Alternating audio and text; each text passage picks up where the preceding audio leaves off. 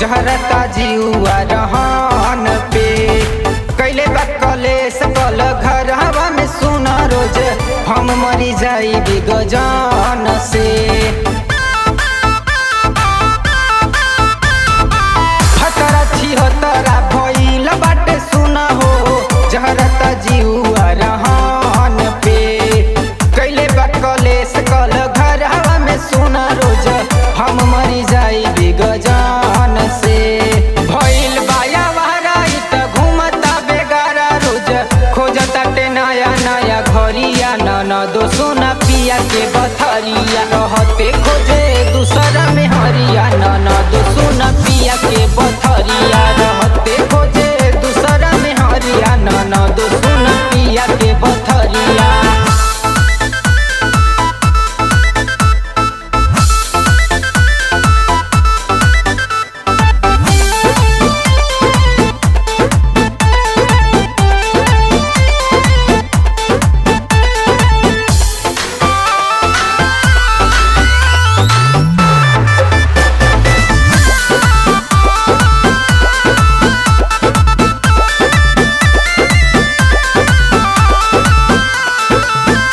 मन करे दी गारी एकर छोटा वायु खारी एके भावे नाही घर के दाल रोटी तरकारी।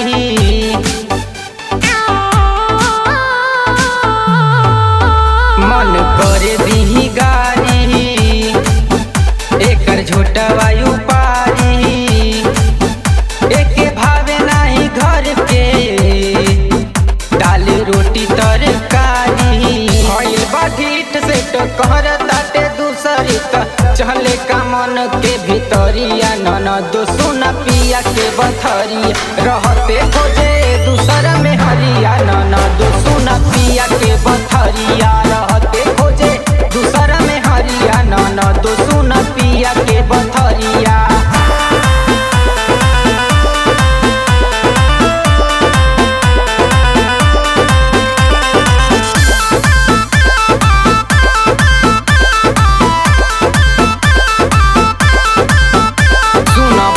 बाटे हाला गाँव टोला या मोहल्ला हमरा चोली किन के देहल ओके झुमका दू ताला।